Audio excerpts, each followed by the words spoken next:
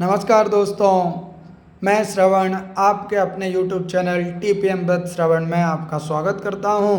आज हम महत्वपूर्ण सब्जेक्ट TPM में 5S के बारे में बात करेंगे।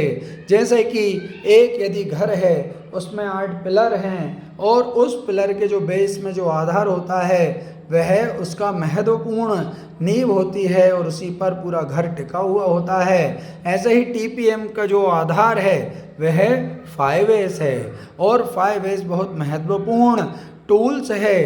किसी भी फैक्ट्री इंडस्ट्री में TPM जब लागूकरण किया जाता है तो सर्वप्रथम 5S एप्लीकेबल किए जाते हैं। आइए हम जानते हैं कि ये 5S क्या होते हैं।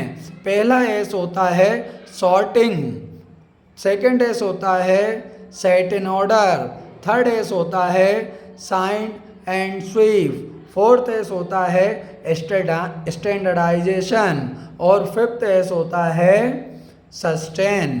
अब हम इनको हिंदी में समझते हैं। इनका क्या मतलब होता है और क्या उद्देश्य है। दोस्तों ध्यान से सुनिएगा, यह इंडस्ट्री में और घर में भी लागू होने वाला महत्वपूर्ण टूल्स में फर्स्ट S है सॉर्टिंग।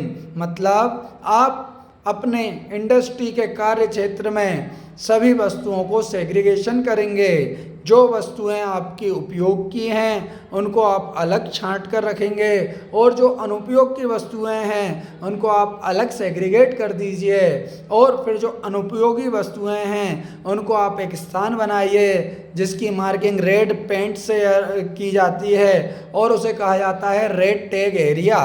वहाँ पर रख दीजिए और जो उपयोगी वस्तु हैं उनको सेकंड S लगाइए, सेट इन ऑर्डर। उन चीज़ों को, वस्तुओं को उनके क्रम के अनुसार उनको रखिए।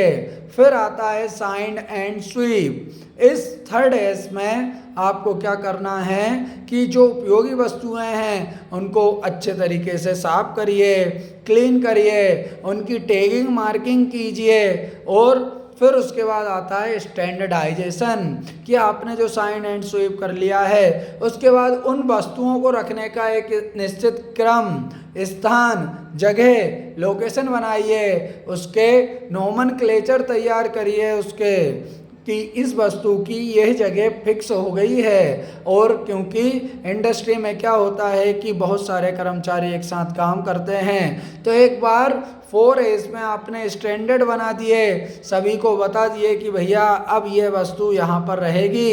यदि कोई वस्तु खराब होती है तो आप उसको रेड टैग एरिया में रख सकते हैं। फिर फिफ्थ S आपका जाएगा सस्टेन कि आपने जो फोर्थ S में नियम बनाए हैं, चेक लिस्ट बनाई है, तालिकाएं बनाई है, क्रॉस चेक पॉइंट बनाए हैं, उनको आप ऑडिट करिए। अपने शॉप फ्लोर पर जाइए, ऑडिट करिए कि जो आपने 1S, 2S और 3S लगाए हैं, फोर्थ S में आपने जो स्टैंडर्ड बनाए हैं वह फॉलो हो पा रहे हैं कि नहीं हो पा रहे हैं। इनिशियल स्टेज में TPM टोटल प्रोडक्टिव मेंटेनेंस में 5S ही लगाए जाते हैं। इवन बहुत बड़ी बड़ी इंडस्ट्रियां अभी तक अपने आप 5S को ही एप्लीकेबल करवा रही हैं और वह अपना 5वां जो S है ऑडिट का, सेल्फ रिव्यू का, वह करती हैं और उसकी रेटिंग पर अपनी इंडस्ट्री का आकलन करती है।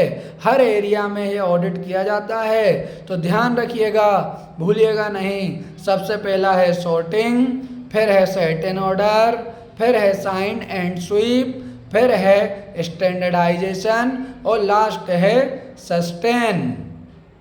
आई होप मैं आपको TPM के 5S समझा पाया हूँ। अभी दोस्तों मेरा ये YouTube का नया चैनल है, मैं भी धीरे धीरे लर्न कर रहा हूँ और यदि आपको मेरी मेहनत और मेरा प्रयास अच्छा लग रहा हो तो प्लीज़ मेरे इस YouTube चैनल को लाइक करें, सब्सक्राइब करें और जो हमारे इंडस्ट्रियल भाई हैं, बहनें हैं, आप उनको भी ये मेरा चैनल सजेस्ट कर सकते हैं जिससे मेरी जो 11 साल का एक्सपीरियंस है वह मैं आप सब लोगों के काम आ सकूं।